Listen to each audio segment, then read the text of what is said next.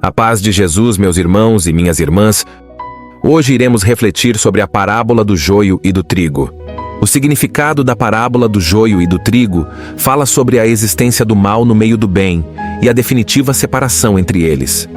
Jesus contou esta parábola em um dia que saiu de casa e se assentou à beira do mar da Galileia, e uma grande multidão se reuniu perto dele.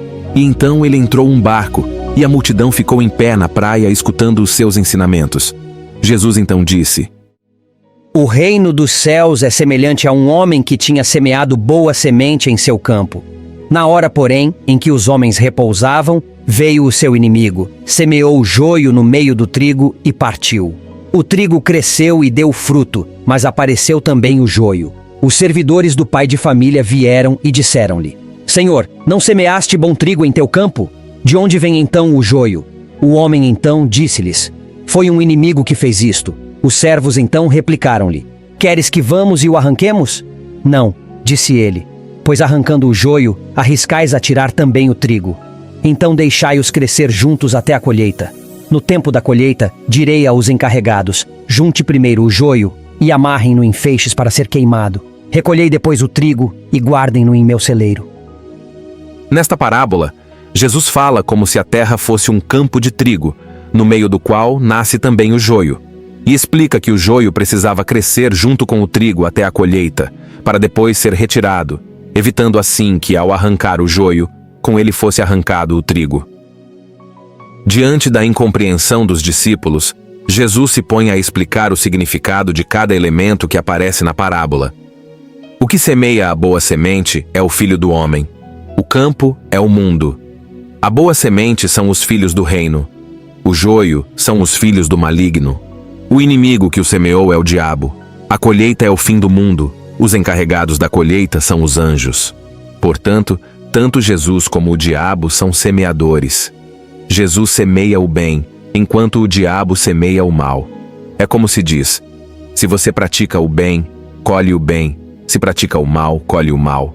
Eis a grande proposta de Deus para cada um de nós: o discernimento. Jesus não se propôs a separar o joio do trigo fora do tempo, e nem o demônio. Ambos estavam fazendo a sua parte, semeando. Deus deseja que saibamos viver na busca do discernimento. Se o conseguirmos, estaremos preparados para a colheita. Jesus quis, pois, alertar para o seguinte: o diabo está fazendo o mesmo que faço, semeando. Se vocês souberem discernir o bem do mal e tiverem força para seguir o bem, no final, quando Deus vier julgar, e só Ele tem o poder de separar o bem do mal, vocês estarão preparados para participar do reino do Pai. Jesus quis dar uma explicação bem clara para que a humanidade, através dos séculos, assimilasse aquela verdade. Ele poderia ter explicado outras parábolas também, mas não o fez. E por que esta foi explicada com tanto detalhe? Porque aqui, Deus nos propõe que sejamos astutos e inteligentes. A colheita será uma só. Tanto se colhe bem o trigo como o joio. Tanto se faz uso do trigo como do joio, embora tenham sentidos totalmente opostos. O importante é sabermos de que lado estamos nos posicionando. Devemos passar por esta vida dialogando sempre com Deus, pedindo, procurando, exercendo a experiência do discernimento. Aqui aprendemos também como proceder num reino que não é nosso, não é de Deus, mas que é tão forte que matou seu filho.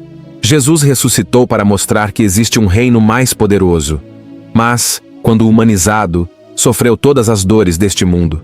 Não se cria um reino dentro de outro. Um tem de ser eliminado, para o outro existir. Jesus quer nos dizer: tenham o discernimento para viver num reino que não é de Deus. Saibam passar por isto com astúcia e sabedoria, para depois encontrarem realmente o reino de Deus. Nesta vida terrena não o temos. Por isso pedimos: venha a nós o vosso reino.